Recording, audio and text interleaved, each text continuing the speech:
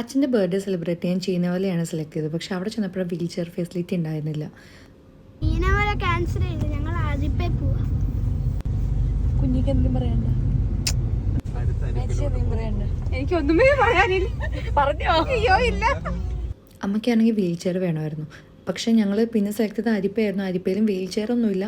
പക്ഷേ നമുക്ക് ചെറിയ സ്റ്റെപ്സ് ആയിരുന്നു. അതുകൊണ്ട് കുറച്ചുകൂടെ ഈസി ആയിട്ട് കയറാൻ പറ്റുമായിരുന്നു. അങ്ങനെ ഞങ്ങൾ അരിപ്പയിൽ പോയി നമ്മൾ ടോക്കൺ എടുത്ത് വെയിറ്റ് ചെയ്യണം കേട്ടോ. കുറച്ച് നല്ല തിരക്കുള്ള റെസ്റ്റോറൻ്റാണ്. അതിൻ്റെ ഇൻറ്റീരിയറും എക്സ്റ്റീരിയറും അതുപോലെ നല്ല ഫുഡുമാണ്. അപ്പം കുട്ടികൾക്ക് കളിക്കാൻ വേണ്ടിയിട്ട് ചെറിയൊരു പോർഷൻ ഉണ്ട്. ആ വെയിറ്റ് ചെയ്യുന്ന സമയത്തെല്ലാം കുട്ടികളവിടെ കളിച്ചുകൊണ്ടിരിക്കുമായിരുന്നു. അങ്ങനെ ഞങ്ങൾക്ക് ടോക്കൺ കിട്ടി, അകത്ത് കയറി കേക്ക് കൊണ്ടുവന്നു. പിന്നെ ഇതാണ് ഞങ്ങളുടെ ബർത്ത്ഡേ ബോയ്. അപ്പം അച്ഛന് ഇതൊക്കെ ഇഷ്ടമാണെങ്കിലും അത് നമ്മുടെ അടുത്ത് പറയത്തൊന്നുമില്ല. പക്ഷേ ഇങ്ങനെ സൈലൻ്റായിട്ട് ഇരുന്നോളും. അമ്മയ്ക്കാണെങ്കിൽ ഇങ്ങനത്തെ സെലിബ്രേഷനൊക്കെ ഇഷ്ടമാണ്. അങ്ങനെ കേക്ക് കട്ട് ചെയ്തു, അങ്ങോട്ടും ഇങ്ങോട്ടും നമ്മൾ കേക്ക് കൊടുത്തു. നല്ലൊരു ബർത്ത്ഡേ ആയിരുന്നു കേട്ടോ. ഞങ്ങളെല്ലാവരും നന്നായിട്ട് എൻജോയ് ചെയ്തു. അതിൻ്റെ ഇടയ്ക്ക് ഞങ്ങൾ കുറേ ബൾക്കായിട്ട് ഫുഡ് ഓർഡർ ചെയ്തു. Variety type of food order ചെയ്തായിരുന്നു.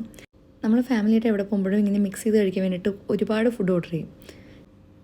അമ്മയ്ക്ക് വെച്ചാൽ ഒരുപാട് സന്തോഷമായെന്ന് എനിക്കന്ന് മനസ്സിലായി. കാരണം രണ്ടുപേരും ഭയങ്കര ചിരിയായിരുന്നു.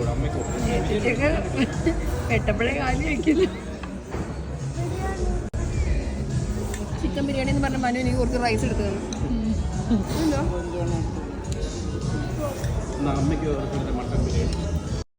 അങ്ങനെ വയറ് നിറഞ്ഞു കേട്ടോ ഞങ്ങളുടെ എല്ലാവരുടെയും.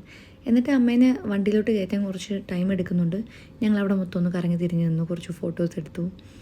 അങ്ങനെ നിന്നപ്പോഴാണ് ഒരു സംഭവം കണ്ടത്. ജ്യൂസ് കുമ്മട്ടിക്ക ജ്യൂസ്. അപ്പം ഈ പാട്ട് ഞാൻ സിസ്റ്ററിലേക്ക് പാടി കൊടുത്തായിരുന്നു. അവിടുത്തെ ഒരു വൈബ് അടിപൊളിയാണ് കേട്ടോ. ആ ഒരു ഏരിയ കണ്ടോ. അങ്ങനെ പിന്നെ മെല്ലെ അമ്മേനെ വണ്ടിയിൽ കയറ്റി. ഞങ്ങൾ 2 കാറിലായിട്ടാണ് വന്നത്. അപ്പം സിസ്റ്ററിൻ്റെ ഹസ്ബൻഡാണ് അമ്മേനെയും അച്ഛനെയും കൊണ്ടുവന്നിട്ടുണ്ടായിരുന്നത്. അങ്ങനെ അവർ ഫസ്റ്റ് പോകാം എന്നുള്ളൊരു പ്ലാനിൽ നിൽക്കുമായിരുന്നു. അങ്ങനെ ടാറ്റ ബൈ ബൈ പറഞ്ഞിട്ട് മനുവേട്ടനും അച്ഛനും അമ്മയും കൂടെ പോയി. ഞങ്ങൾ ബാക്കിയെല്ലാവരും കൂടെ ഒരു കാറിൽ ഞങ്ങളും പോയി.